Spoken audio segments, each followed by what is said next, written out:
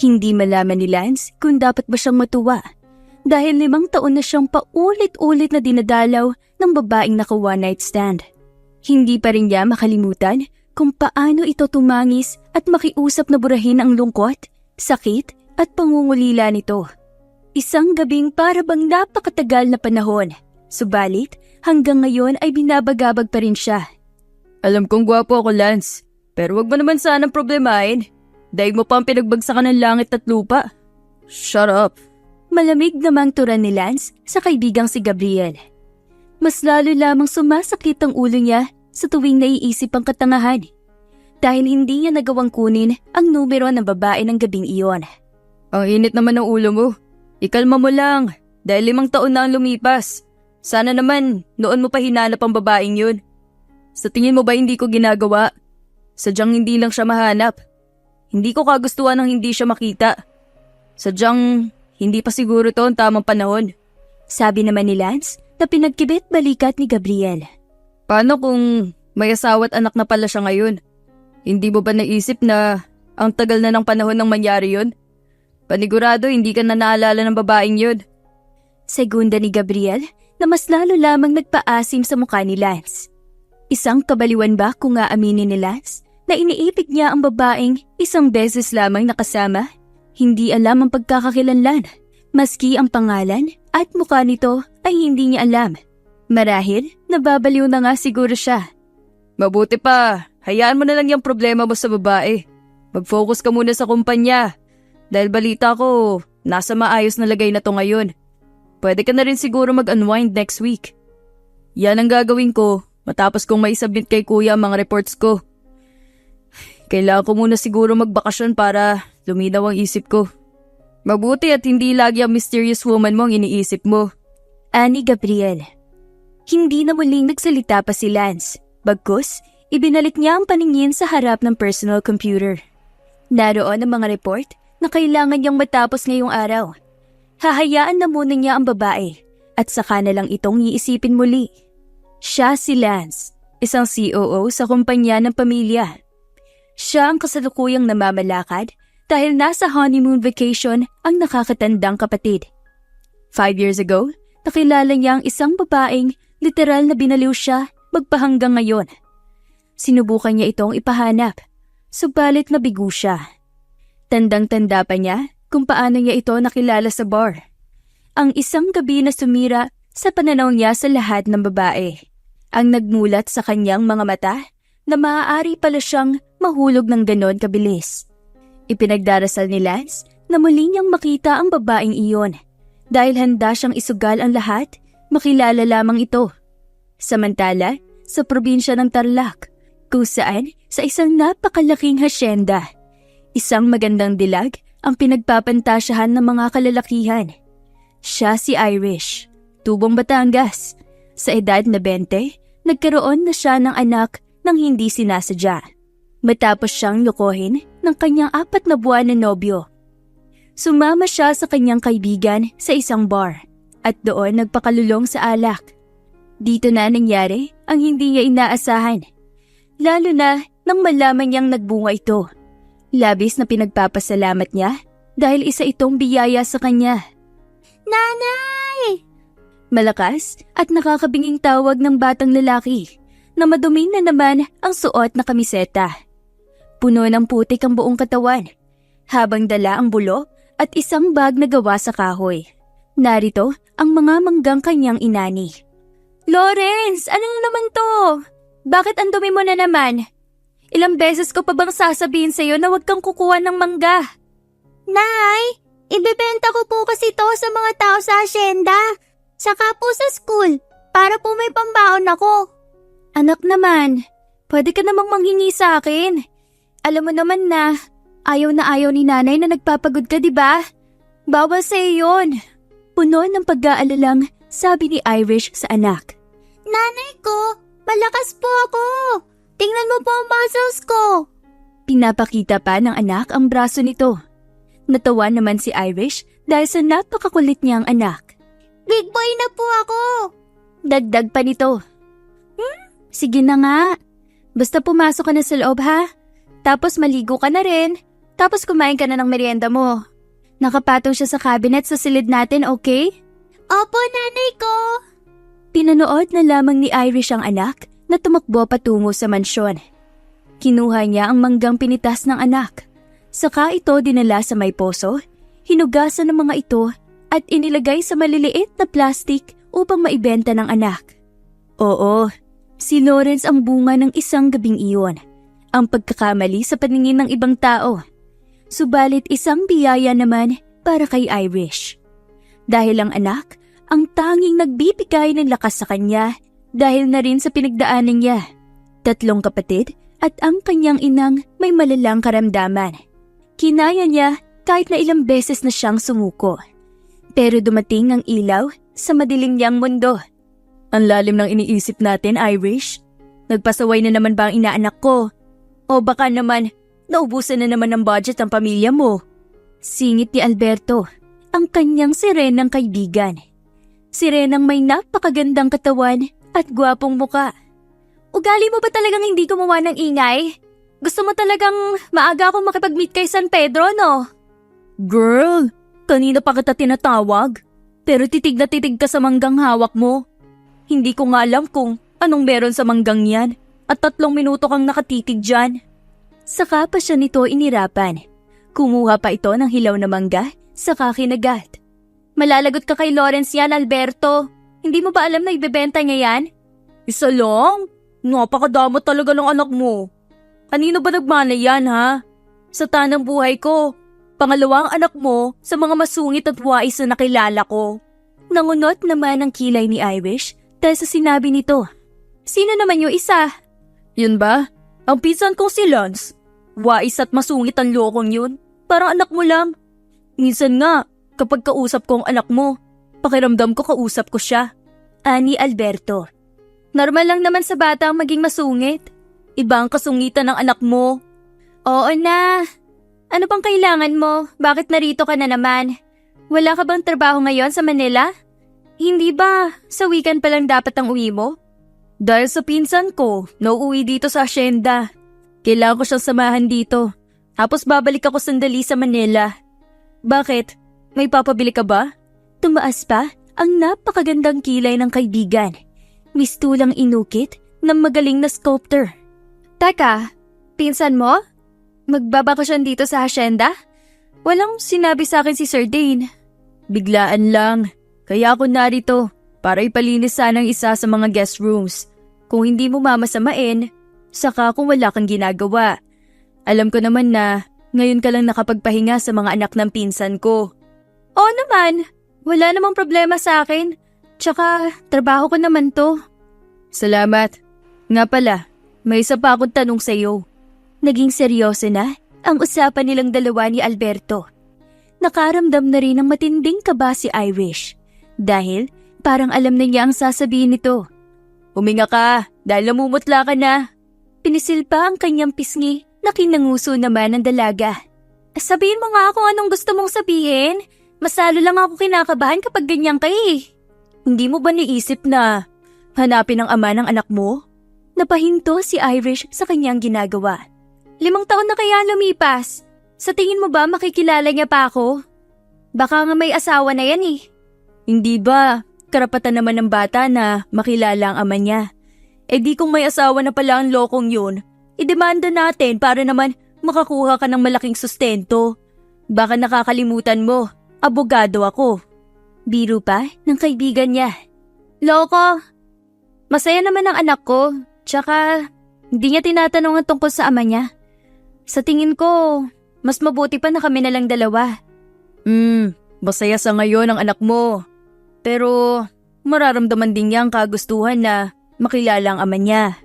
Sinasabi ko lang to, dahil lumaki din ako na walang ama. Nang matapos si Irish sa kanyang ginagawa, tumingin siya kay Alberto nang nakangiti. Oo na po, pero masaya ang anak ko.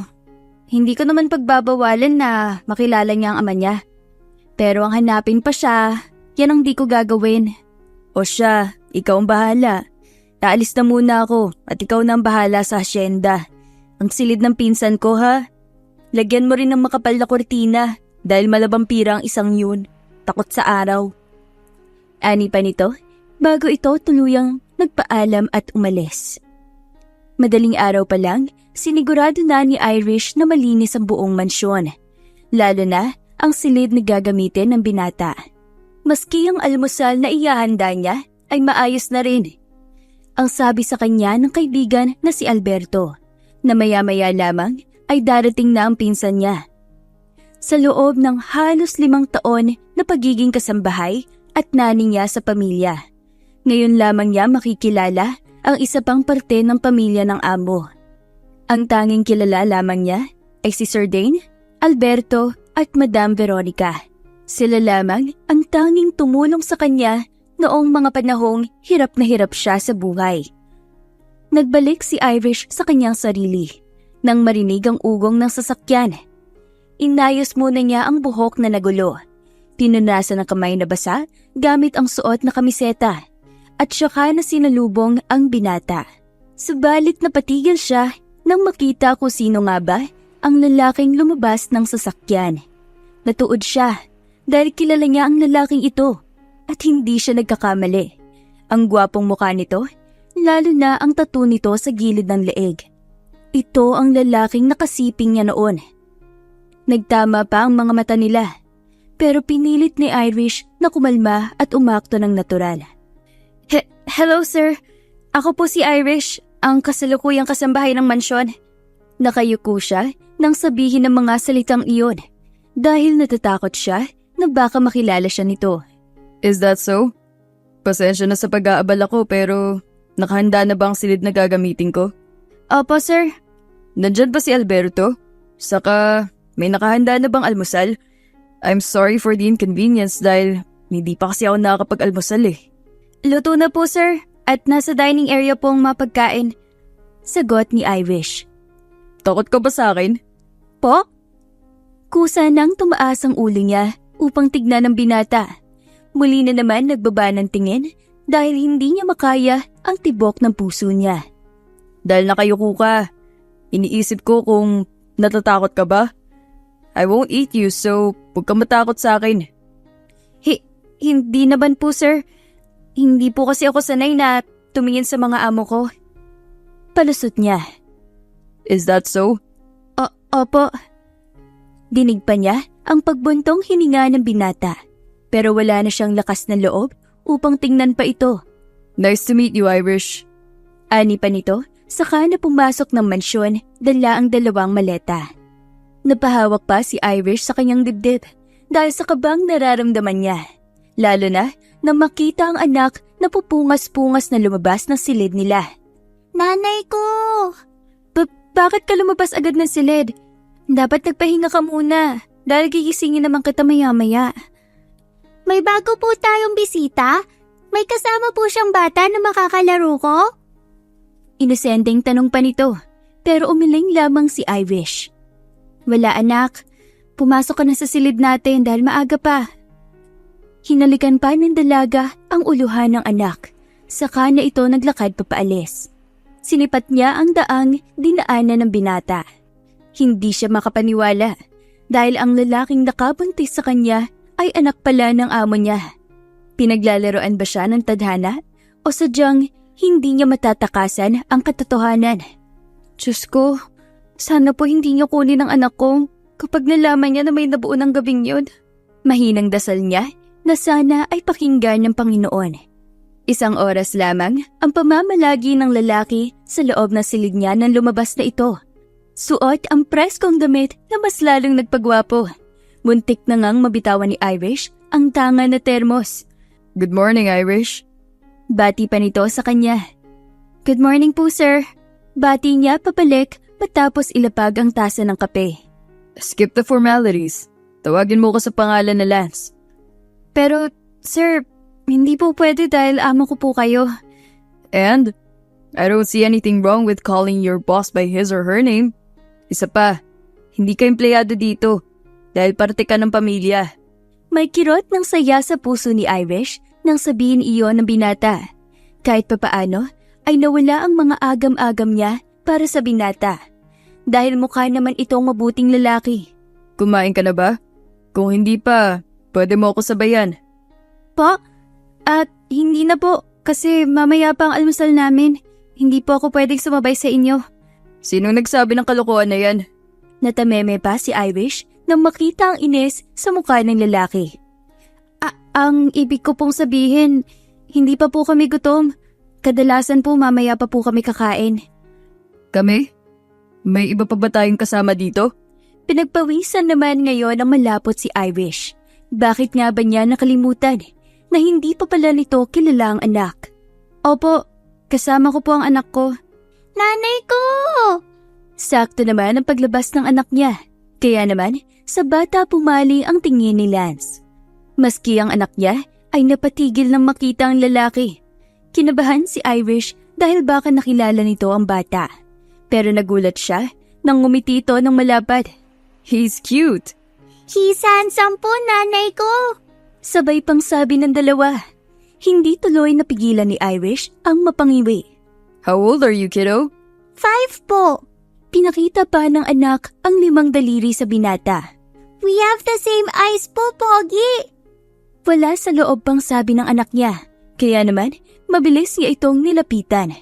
Anak naman, ano pang sinasabi mo kay sir? Amo siya ni nanay. Kaya magbigay ka ng respeto, okay? Huwag ka ng maraming sinasabi. Hindi ba papasok ka sa school ni Teacher Marie mo? Kunin mo na ang mga mangga sa kusina. Aniya pa.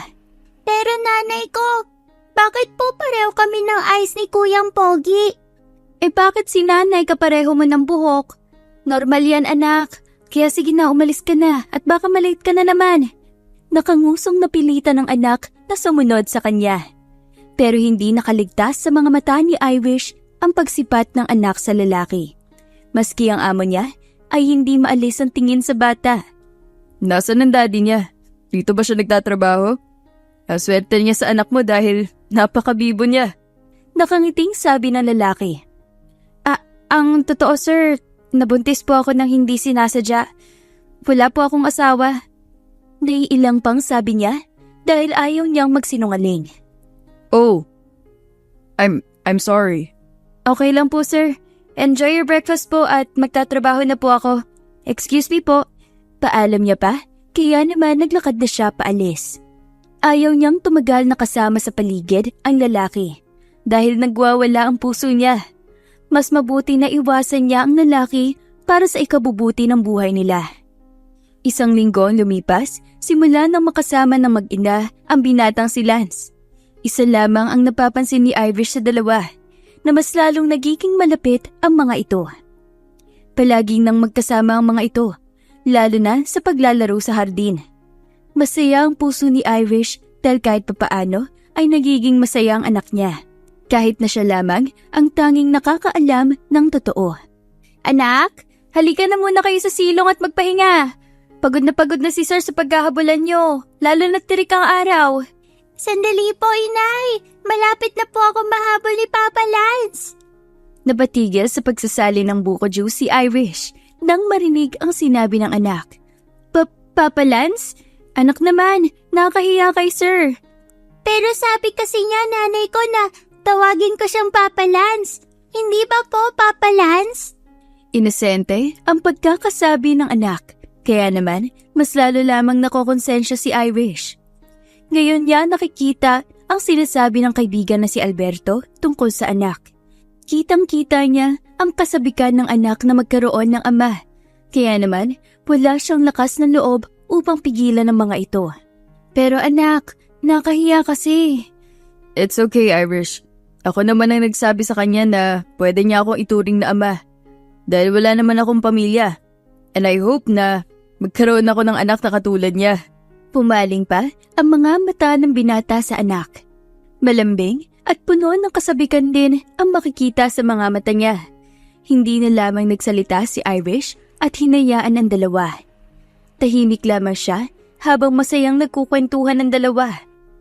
Maraming katanungan ang naglalaro sa isipan niya. Pakiramdam kasi niya, pinagkakait niya ang anak sa ama nito at pinagkakait niya ang ama sa anak niya. Irish? Napakislot pa si Irish nang maramdaman ang malambot na kamay ni Lance. Yes po.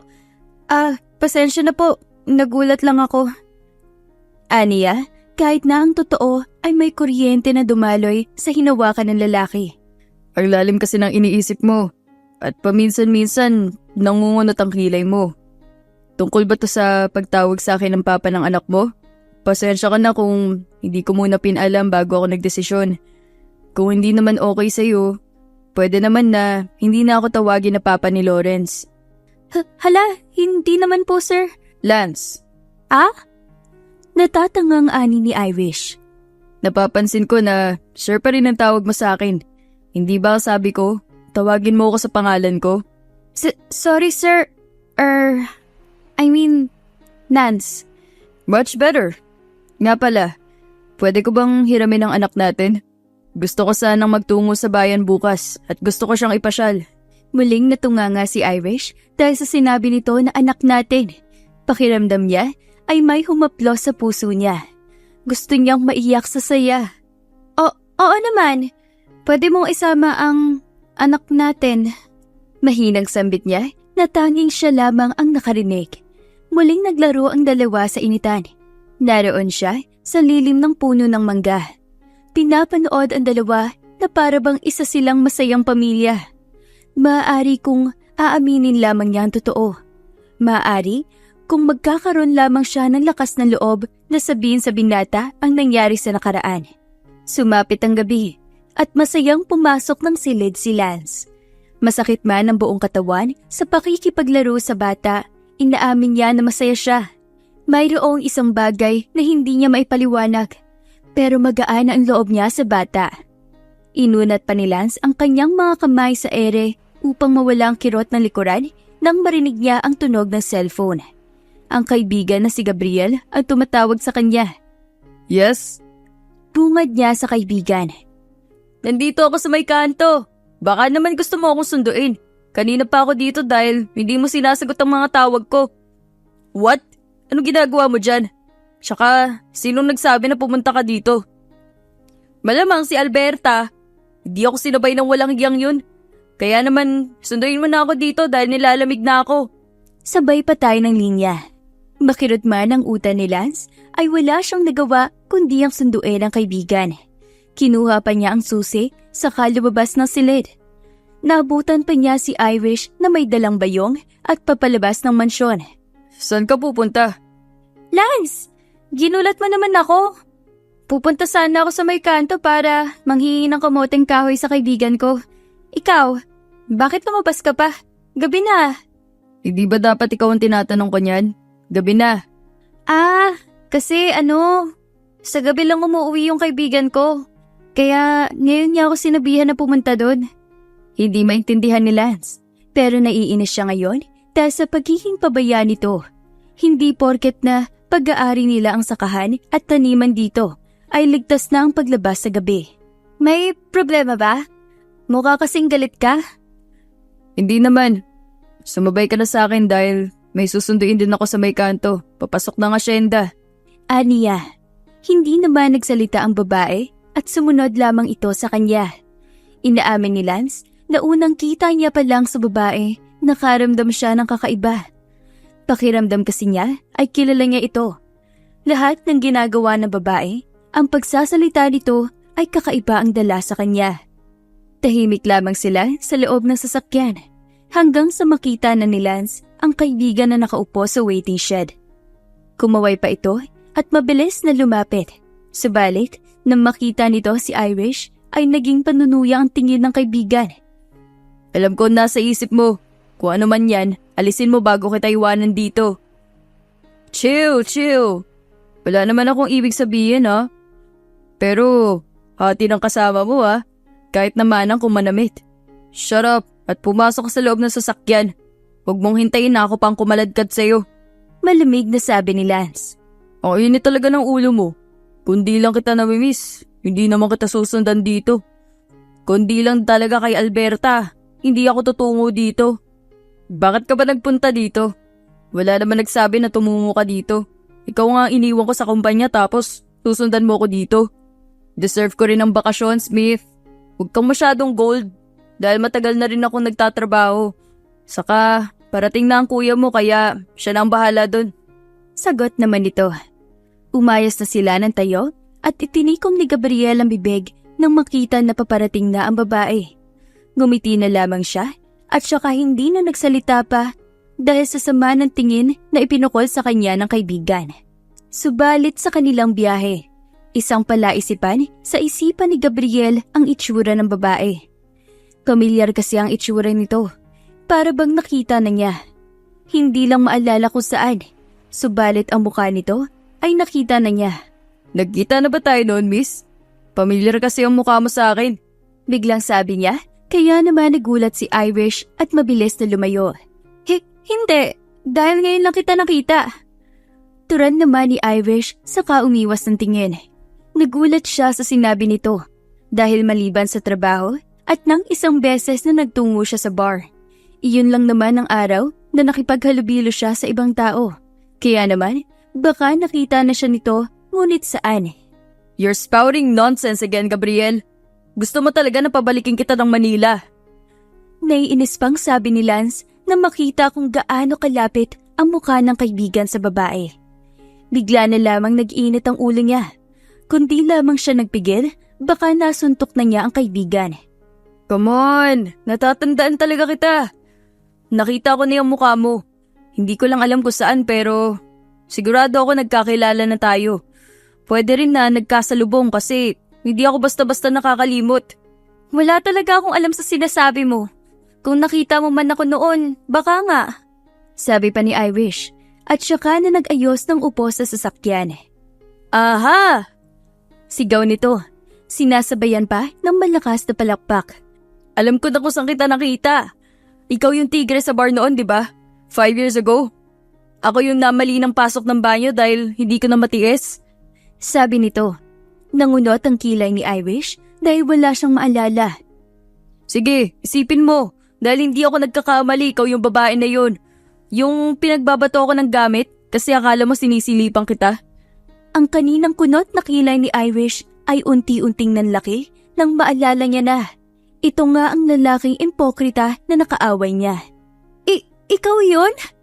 Akalain mo nga naman at bilog ang mundo, diba? Hindi ko alam na magkakilala kayo ni Lance. Akalain mo nga naman at bilog ang mundo. Sabi pa ni Gabriel. Nasa bar ka 5 years ago? Singit pa ni Lance. Ilang beses na naman napalunok si Irish dahil hindi niya alam kung sasagutin niya ba ito o ano. Oo, kasi sinama ako ng kaibigan ko ng gabing yun. Sa anong dahilan? Tanong na naman ni Lance. Kaya naman, hindi na nag-isip ng maayos na palusot. Kasi broken-hearted yung kaibigan ko ng gabing yun. Aniya na hindi na pinag-iisipan pa. Hindi na muling nagsalita ang mga ito hanggang sa makauwi na ng mansyon. Si Lance na pumasok na sa silid niya habang si Gabriel na tinulungan pa ni Irish upang makarating sa silid nito. Dito ang magiging silid mo at kapag kailangan mo ng tulong o may problema, tawagin mo lang ako. Sabi pa niya at akma na nga alis nang pigilan siya ng binata. Ikaw yun, di ba? Ang alin? Takang tanong pa ni Irish dahil naguguluhan na siya sa inaakto nito. Yung babae sa bar at yung kausap ni Lance ng gabing yun, hindi ako nagkakamali. Dahil kahit madilim yung lugar na yun, alam ko na ikaw yun. Nanlamig ang buong katawan ni Irish dahil sa sinabi nito. Hindi niya inaasahan na may nakakaalam pa bukod sa kanya. Anong ako? Wala akong alam sa sinasabi mo. Aniya, dahil hindi pa niya kayang sabihin sa binata ang totoo.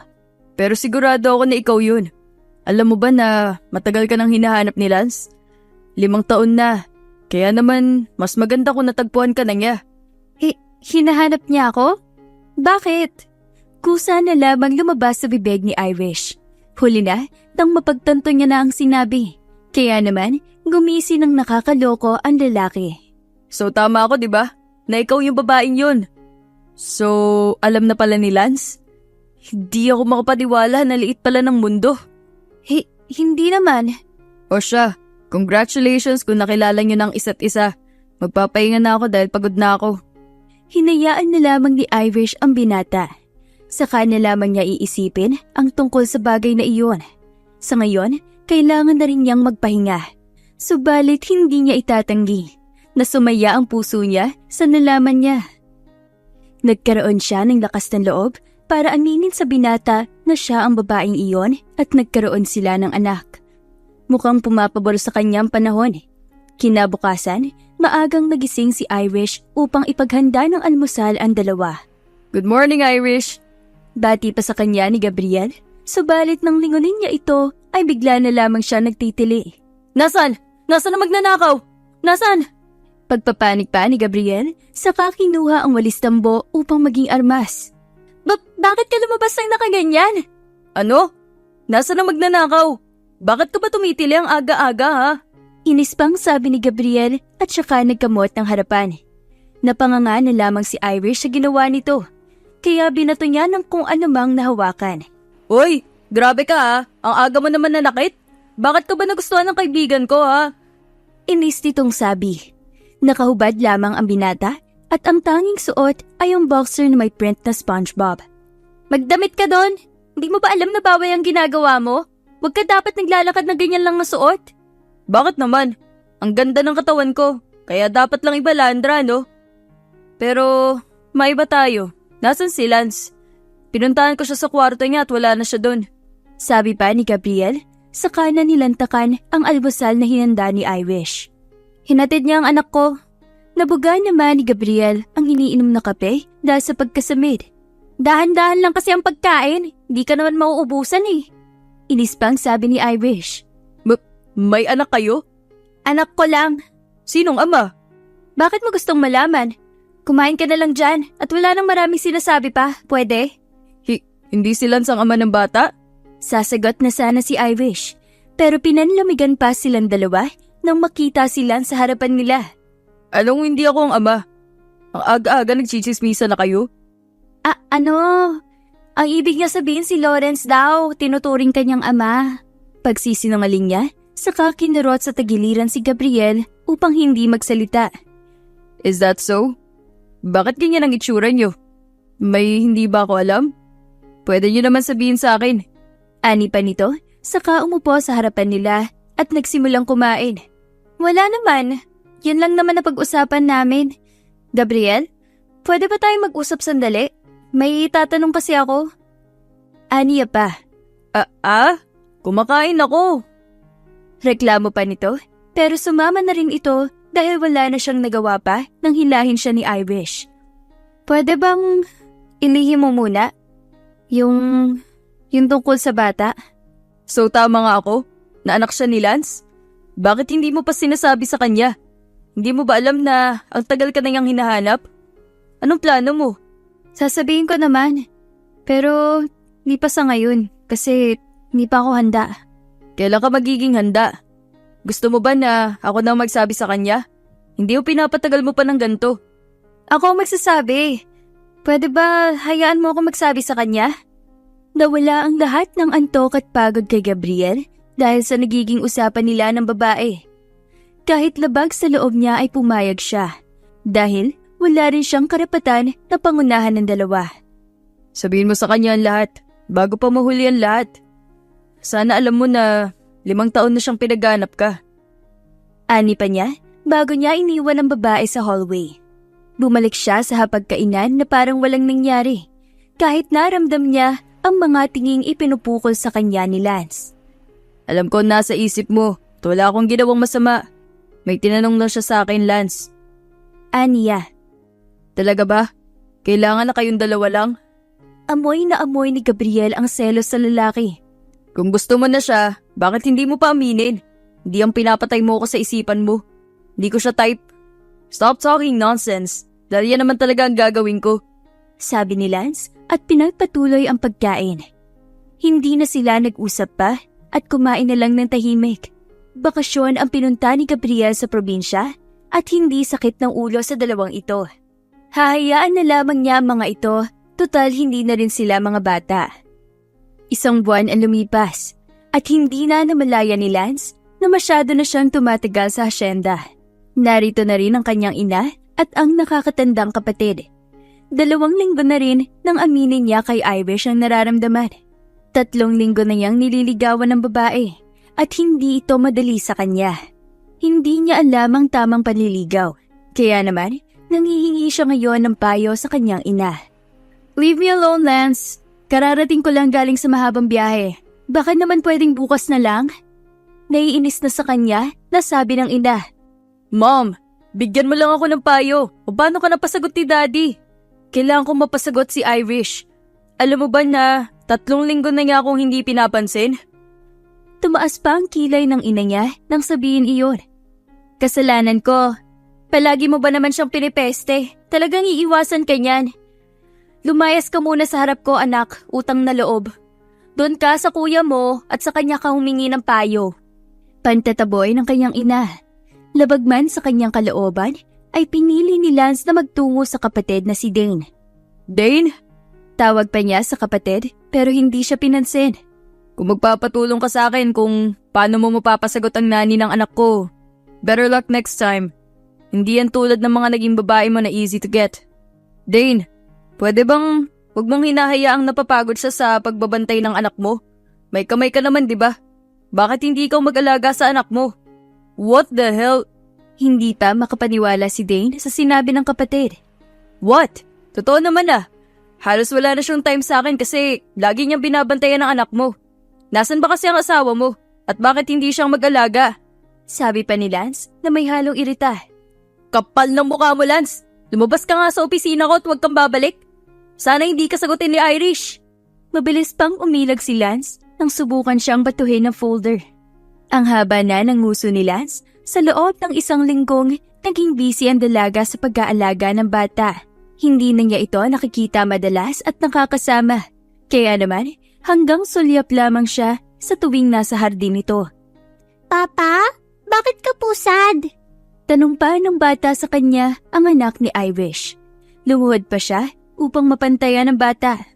Paano? Ang mama mo, hindi ako pinapansin. Really po? Gusto niyo po, kausapin ko nanay ko para malaman po natin kung bakit hindi kanya pinapansin? Kaya mo ba, anak? Opo.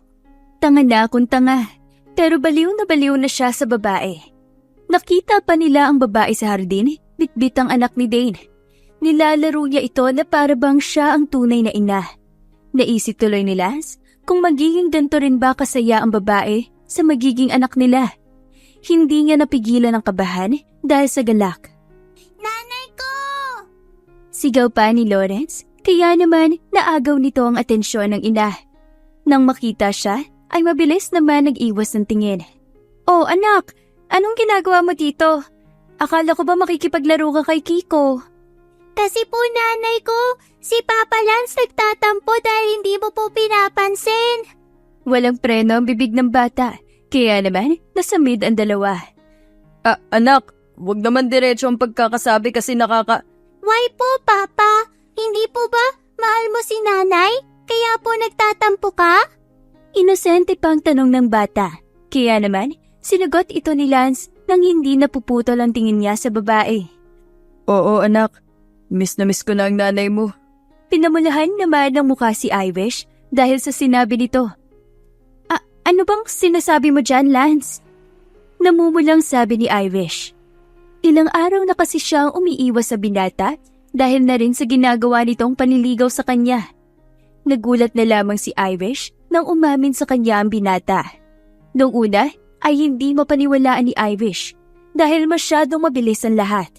Subalit, dahil may nararamdaman na rin siya sa binata, pinayagan niya ito sa panliligaw. Bakit? Totoo naman ah. Ilang araw mo na ako iniiwasan. Dahil ba to sa pag-amin ko sa'yo na mahal kita? Pero totoong nararamdaman ko. Kaya handa akong patunayan ang sarili ko. Para lang paniwalaan mo na totoo ang lahat ng pinapakita ko. Alam ko naman yon, Lance. Nabigla lang talaga ako kaya pasensya ka na kung umiiwas ako. Nagulat pa si Dane na nakatingin sa dalawa mula sa teresa ng mansyon nang kunin ng hayop na kapatid ang anak at ilagay ito sa stroller. Agaran siyang lumabas ng mansyon upang kunin ang anak. Hindi na paglagyan ng inis ni Dane sa kanyang nakababatang kapatid. Hayop ka talaga, Lance. Makita mo, pag ikaw talagang nagkaanak, ganito rin ang gagawin ko. Naiinis pang sabi ni Dane bago niya iniwan ang dalawa.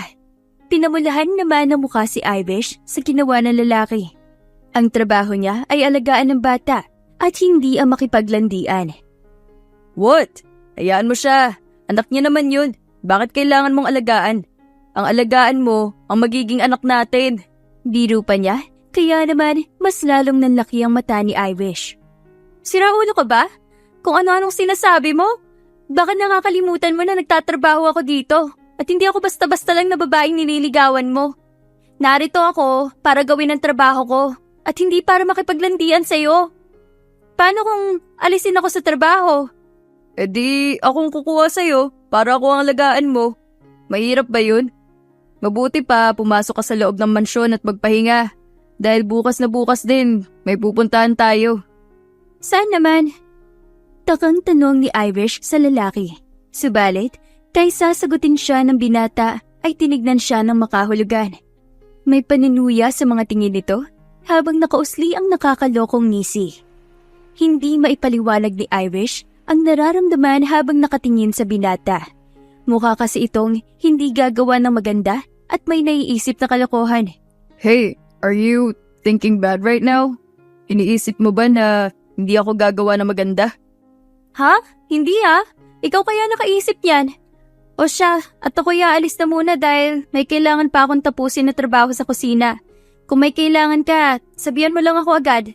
Teka love, di pa tayo tapos mag-usap. Reklamo ni Lance bago siya iniwan ng babae kasama ang bata. Hindi na naman niya napigilan ang pag-usli ng ngiti habang pinapanood ng dalawa. Tapos na! At bumalik ka na sa loob at tapusin ang mga gawain mo! Natatawang sabi ni Irish, saka na nito tuluyang iniwan ng binata. Pagpasok ni Irish sa loob ng mansyon, nakita niya si Gabriel na masama ang tingin sa kanya.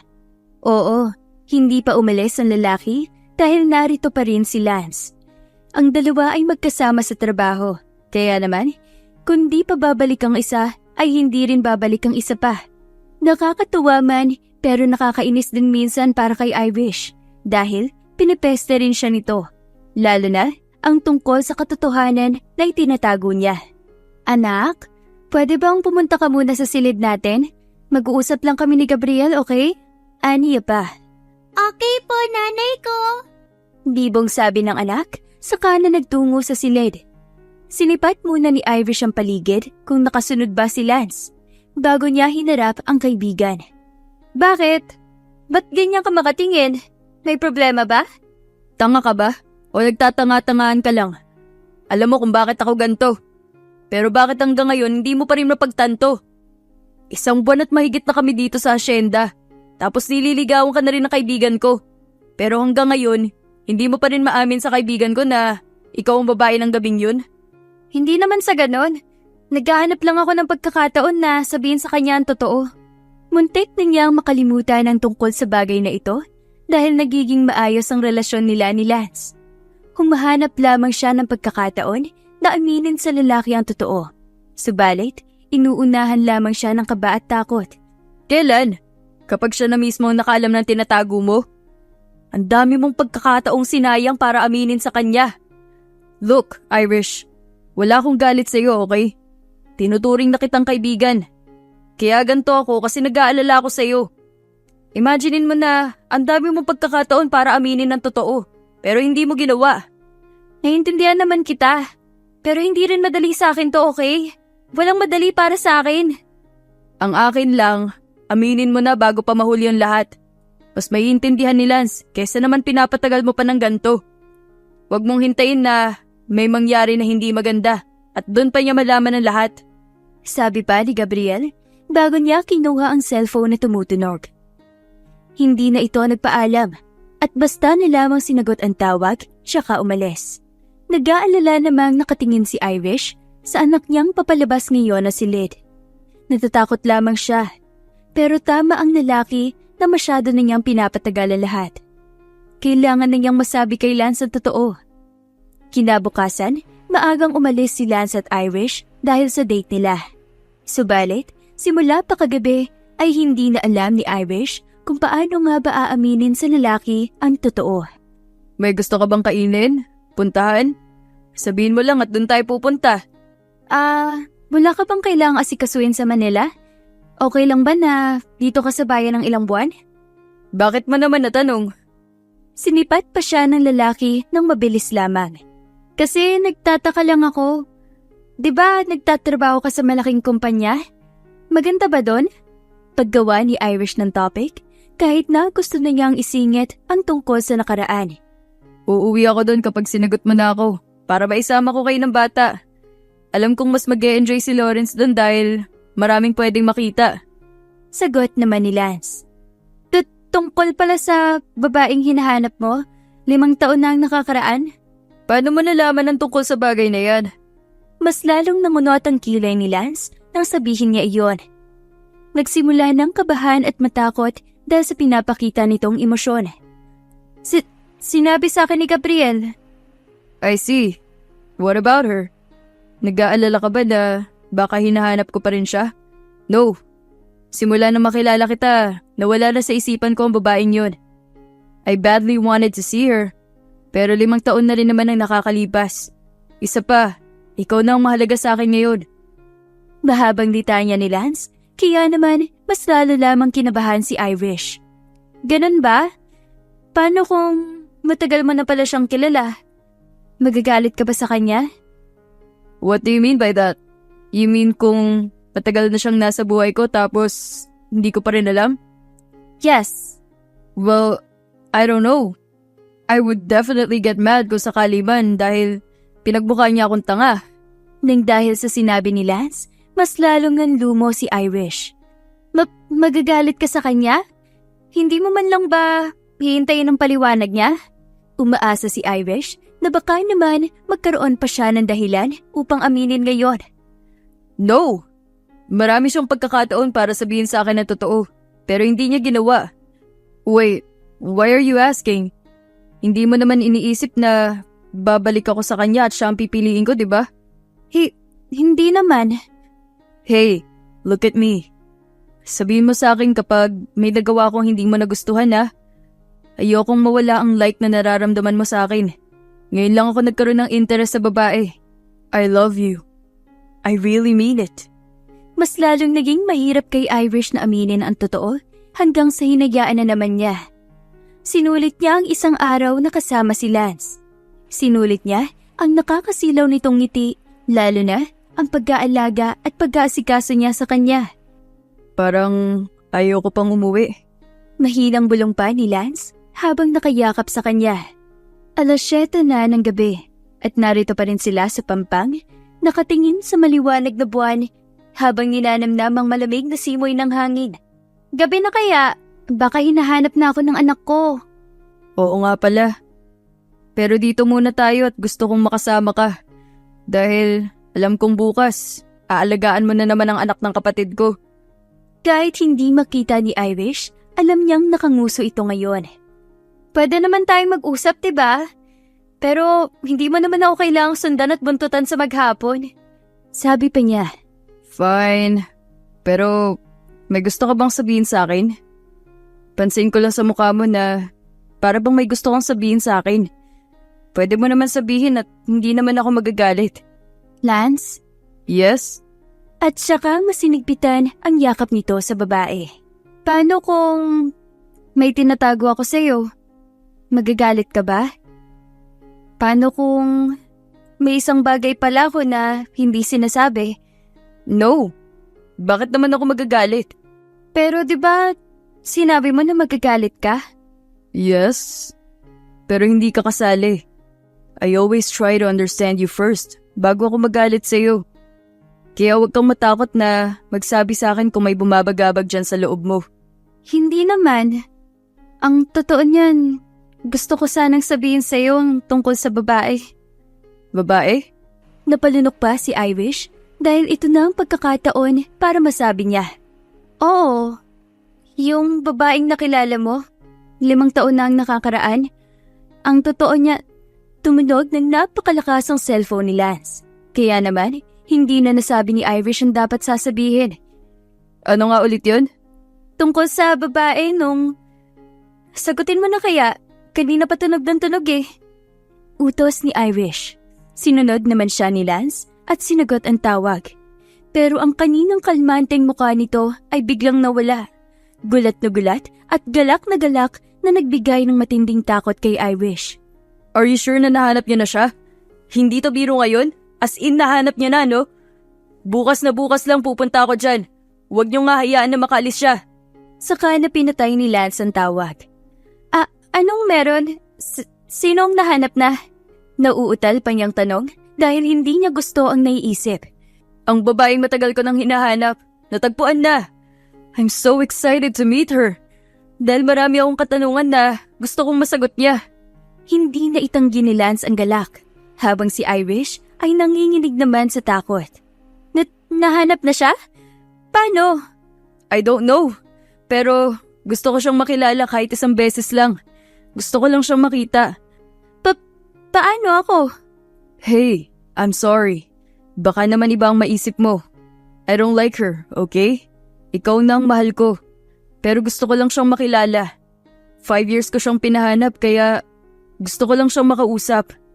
Usap lang, nothing more. Please, trust me. Nanaig ang matinding katahimikan sa pagitan nila. Hindi na nga halos maigalaw ni Irish ang labi upang magsalita at aminin na siya ang babaeng iyon.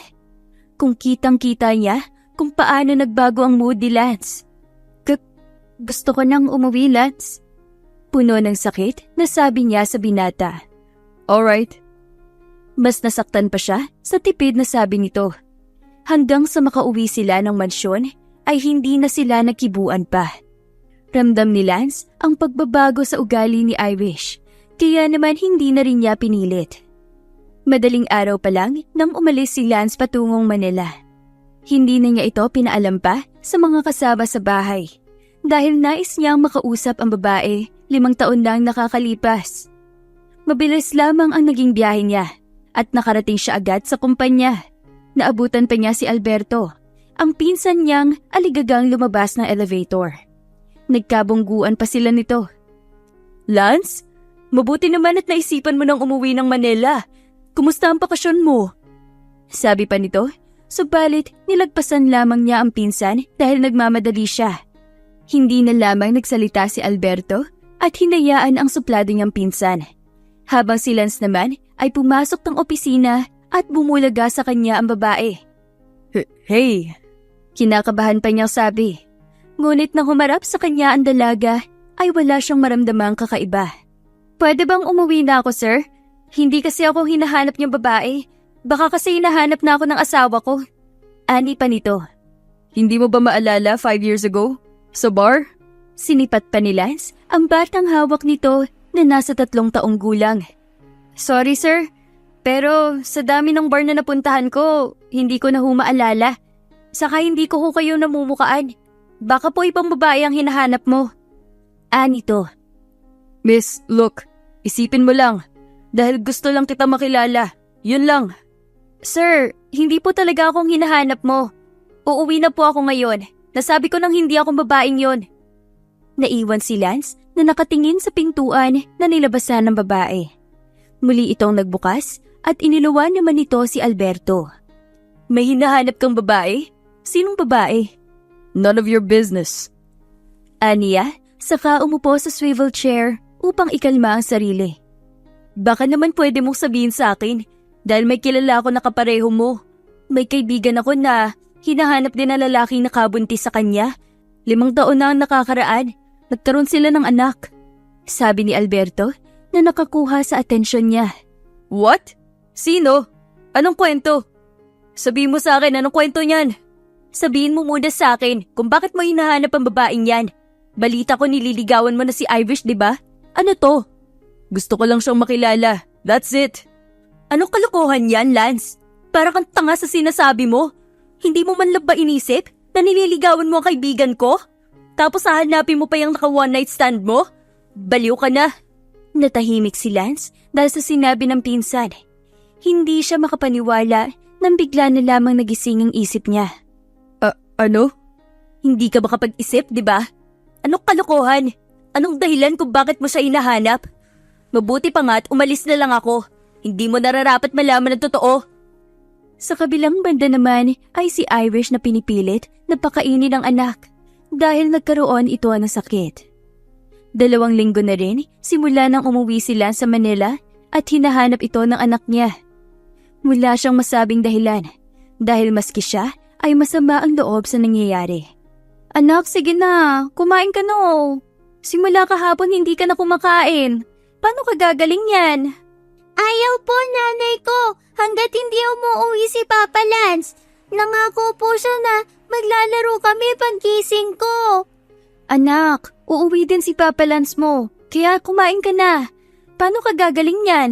Sige nga, paano kayo makakapaglaro? Nanay ko. Ang boses ng anak na nagbibigay noon ng lakas sa kanya, ngunit ngayon ay nagbibigay na ng sakit. Bakit anak ko? May gusto ka bang kainin? Sabihin mo lang kay nanay. Hindi po ba may papa po ako? Hindi nakagalaw agad si Irish nang itanong niya ito. Oo naman anak ko. Bakit po hindi natin siya kasama? Bakit po wala siya ngayon dito? Anak naman, bata ka pa at hindi mo pa maintindihan sa ngayon. Pero mahal ka ng papa mo, okay? Sorry kasi naging tuwag si nanay. Pumatak na nga ang luha ni Irish habang pinagmamasdan ang mukha ng anak. Nanginginig ang mga kamay niya habang tangan ang pinggan na may pagkain na lugaw. Sana po nanay ko nandito si Papa para po may mag-aalaga sa'yo. Kasi po nanay, yung mga kaibigan ko kasama nila ang mga papa nila. Anak, sige na kumain ka na. Saka na lang natin pag-usapan ng tungkol sa papa mo, okay? Basta makikilala mo si papa mo balang araw. Kaya naman, huwag ka nang mag-alala, okay? Sorry po nanay ko. Hindi anak, pasensya ka na kasi duwag si nanay. Mahinang bulong niya at saka na pinakain ng anak. Nang mapainom na niya ito ng gamot at pinatulog, lumabas na rin siya na silid. Nagulat siya nang makita si Gabriel na nakasandal sa pader habang masama ang tingin sa kanya. Gabriel. Kumusta na si Lawrence? Di pa rin ba siya gumagaling? Hindi pa tumatawag sa akin si Lance hanggang ngayon. Pero nakausap ko si Alberto at sub-sub lang daw siya sa trabaho. Hindi ko naman tinatanong, Gabriel. Malamig niyang turan. Alam ko ang nangyayari sa anak mo ngayon. Yan lang ang epekto ng pagsasawalang bahala mo. Kaya noon pa man, sinabi ko na sa'yo na sabihin mo ng totoo, pero hindi ka nakinig. Please lang, wag mo na ngayon, okay? Wag mo na ngayon. Ilang beses pa ba? Kapag huli na ang lahat? Kung alam ko lang natatagal ng ganito, ako na lang sana nagsabi sa kanya. Baka masaya na ang anak mo ngayon at ang kaibigan ko. Malamig na tinura ni Gabriel, saka natuluyang iniwan si Irish na lumuluha. Hinayaan niya ang dalawa at hindi siya hihingi ng depensa dahil alam niyang wala siyang ginawang masama. Hindi siya nagkulang sa paalala at kung anuman ang mangyari, kasalanan itong lahat ng babae. Inunat ni Lance ang likuran niya nang matapos ang huling folder ng trabaho niya. 2 linggo na pala siyang hindi nakakauwi ng hasyenda. Nahihiya siyang umuwi sa ngayon dahil na rin sa biglaan niyang pag-alis. Pero kailangan niyang suyuin ito dahil alam niya na nasaktan niya ito. Wala na siyang sinayang na oras pa at basta na lamang umuwi ng probinsya. Bago siya umuwi, bumili siya ng pasalubong at bouquet ng bulaklak upang suyuin ng babae. Sa kanyang biyahe, nakatanggap siya ng mensahe na gumunaw sa mundo niya. Nanlamig ang buong katawan niya habang nagmamaneho at pakiramdam ni Lance ay nawalan siya ng lakas dahil nalaman niya na nasa ospital ang batang si Lawrence. Mabilis siyang lumabas ng kotse saka dumiretso sa loob na ospital. Naabutan niya si Gabriel na nakaupo sa waiting shed mag-isa. Anong nangyari sa bata? Bakit dinala sa ospital si Lawrence? Dengue. What? Dengue? Bakit yung hinayaang umabot sa ganyan? Hindi ba dinala ni Irish ang bata nung mag-umpisa tong magkasakit? Naging matigas ang ulo ng anak mo, kaya hindi agad nadala. Nag-aantay siya sa may labasan hanggang sa umuwi ka. Pero sira ulo ka at hindi mo man lang naisip ang maiiwan mo. Hindi itinago ng kaibigan ang galit sa kanya. Anong ibig mong sabihin? Inaantay niya ako? Bakit hindi niyo siya pinigilan? Inaayos ko lang ang gusot na nagawa ko, kaya ngayon lang ako. Nangyari na, dumito ka na, at mabuti naman at narito ka na. Kailangan ka mamaya ng mga doktor, kaya huwag ka nga alis dyan. Bigla lang nagtaka si Lance sa sinabi ng kaibigan. Nasaan si Irish? Ba't wala siya dito? Kinakausap siya ng mami mo. Maya-maya lang lalabas na ang doktor, kaya maghanda ka. Hindi nga nagkakamali si Gabriel dahil lumabas nga ang doktor. Sino po ang daddy? Tara na po at kailangan na po kita kuhaan ng blood samples. Nagtataka man ay sumunod pa rin si Lance sa nurse. Kinuhanan siya ng sample ng nurse na labis niyang pinagtaka. Nurse, para ba to sa bata? Hindi ako ang ama niya, kaya malabo na pareho kami ng blood type. Positive AB po ang bata, sir. Kayo po ang tanging makakapagbigay ng dugo sa bata. Positive AB po kayo. Teka nurse, parang nagkataon lang siguro na pareho kami ng blood type, hindi ba? Imposible naman. Hindi niyo po ba natanong ang ina ng bata? Confirm mo na lang, sir, kasi ama po kayo ng bata. Sabi nito bago siya iniwan. Makalipas ang 30 minuto, lumabas si Lance at humarap sa kaibigan. Alam mo, hindi ka dapat sa akin magalit, kundi sa babaeng yun. Kung sinabi niya sana agad, hindi aabot sa ganito. So alam mo nga, bakit hindi mo sinabi sa akin, Gabriel? Dahil nakiusap sa akin si Irish. Mabuti pa at siya na lang ang kausapin mo at wag ako. Dahil wala pa akong pahinga, simula nang madala sa ospital ang anak mo. Marami pa ang katanungan sila sa kaibigan. Subalit, siya naman ang dating ni Irish na namamaga ang mata. Sa likuran niya, ang ina na namumula din ang mga mata. Talk to her, son. Huwag mong unahin ang init ng ulo at galit. Tatanggalan kita ng mana. Babala pa nito. Nagtungo sila ni Irish sa lugar na walang masyadong tao na dumadaan. Nakatayo lamang sila doon at naghihintayan kung sino nga ba ang magsasalita. Totoo ba? Si Lance na ang pumutok sa katahimikan. Sorry. Hindi yan ang gusto kong marinig mula sa iyo. Ang gusto kong sagutin mo kung totoo ba na anak ko si Lawrence. Bakit hindi mo sinabi sa akin? Natakot lang naman ako na magalit ka sa akin. Pero hindi ka natakot na pwede akong magalit ngayon? Alam mo ba kung ilang taon kitang pinahahanap? Tapos kasama lang pala kita? Masaya ba akong gawing tanga? Lance, hindi naman ganon. Natakot lang ako na aminin sa'yo dahil ayaw ko natanggihan mo ang anak ko. Ganon ba kababa ang tingin mo sa akin? Ang tanggihan ng anak ko? Kung ang tagal ko nga kayong hinahanap? Puno ng hinanakit ang boses ni Lance. Sakit naman at konsensya ang nararamdaman ni Irish. Hindi niya akalain na sa ganito pa niya malalaman ng lahat. Kung kailan ang anak niya ay nag-aagaw buhay at saka pa sasabihin sa kanya ang totoo. Alam mo naman, di ba? Na matagal ko nang hinahanap ang babaeng yun. Gusto ko lang siya makausap upang makilala. That's it. Kasi nandiyan ka na sa buhay ko. Pero pinaintindi sa akin ni Albert na mali yun. Hindi ako umuwi kasi nahihiya ako sa iyo. Bumabalik ako para sana maging maayos ang lahat. Tapos ito lang umaabutan ko. Hindi naman sa ganun. Sasabihin ko naman pero inunahan lang talaga ako ng takot. Dapat sinabi mo na sa akin, mahirap ba yun? Irish naman. 5 taon. 5 taon na akong nawalay sa anak ko. Sorry. Hindi mo naman kukunin ang anak ko, diba? Please? Sorry, natakot lang ako.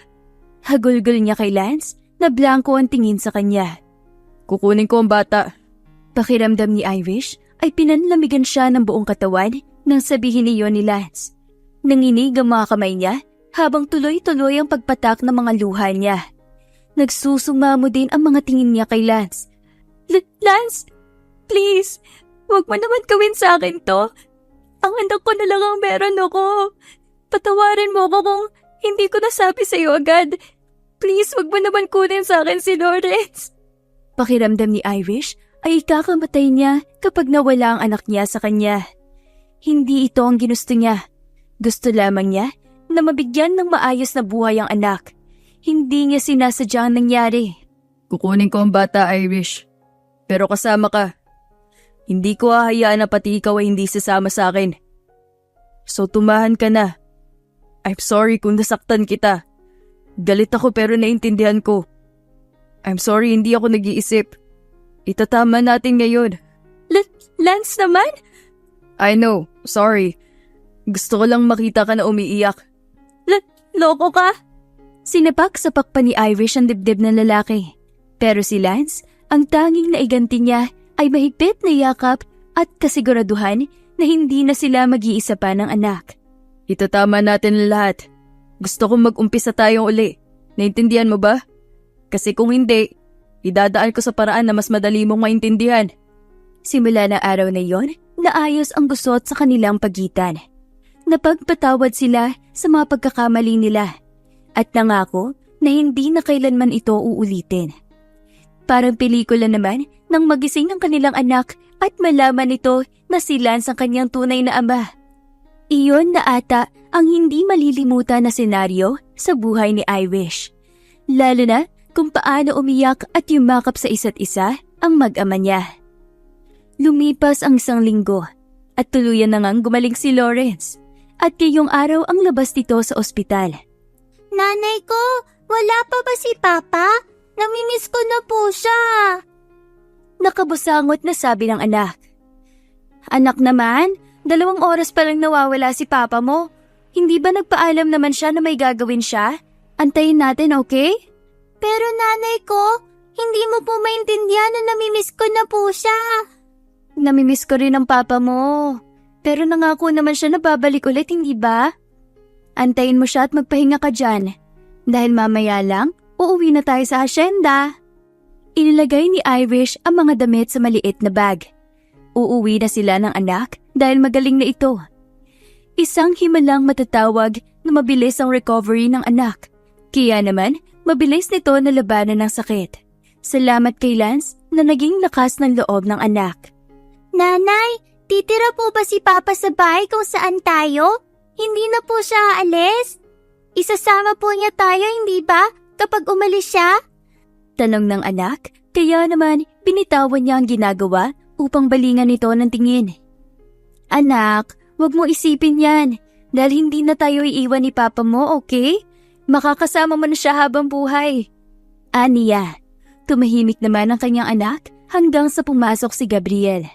Nagtaka siya dahil ito ang sumundo sa kanila pero hindi na siya nagtanong pa. Tumiretso na lamang sila sa mansyon nang makauwi na. Subalit, pagbukas ng malaking pintuan, bumungad sa kanya ang napakagandang paligid. Mga bulaklak na nagkalat kung saan. Mga lobo na nakakalat din sa labak. Lalo na ang nagpatutop sa bibig niya. Si Lance na nakatayo sa gitna habang may dalang napakalaking bulaklak. Anong kalokohan na to, Lance? Well, gusto ko na kasi itali ang isa dyan. Dahil baka makawala na naman. Dahan-dahan pang lumapit sa kanya. Lance naman! Maluha-luhang bulong ni Irish. What? Mamaya ka na umiyak dahil hindi pa ako nagsisimula. Nagtawanan pa ang saksi sa kanilang proposals. Irish Gonzalez, will you marry me? Wala nang maraming dada at gusto kong pakasalan mo ko. Sumimangot ang iba, subalit hindi si Irish. Dahil ito na ata ang pinakamasayang araw na nangyari sa buhay niya. Paano kung ayoko? Anak, ayaw ni nanay mo. Tatanggihan yata ako. Kailangan ko na ata siyang kidnapin at itago sa isla para mahalin niya ako, di ba? Opo, Papa, gawin mo po. Pagsuporta pa ng bata, kaya naman napuno ng tawanan ang living area. Muling tumahimik ang lahat at nagtama ang paningin nila. Para bang huminto ang oras, habang titig na titig ang mga mata nila sa isa't isa. Sasagutin mo ba, love? Pakakasalan mo ba ako? Yes! Pakakasalan kita! Nagpalakpakan ang lahat nang marinig nilang lahat ang sagot ni Irish. Saksi ang lahat kung paano hinalikan at niyakap ng binata ang babae. Lahat sila ay masaya dahil sa wakas, matapos ang matagal na paghahanap, nakita na nila ang taong magpapasaya at magmamahal sa kanila. Wakas. Maraming salamat po sa inyong patuloy na pagsuporta ng mga kwento sa Siren Radio. Pero bago tayo umalis, shoutout muna kay Jonathan Andales from San Remigio, Cebu, Remya from Japan, Daisy Bell Agaid from Oman, Rowana Lynn Padilla from Karangian, Tarlac City, Annalyn Montaño from Bacolod City, Bibing Lau from Baluno, Isabela City, Basilan, Rose De Jessica from Jordan. At syempre, hindi magpapahuli, Lady Far at Amosa from Kuwait. Maraming salamat po. Hanggang sa muli.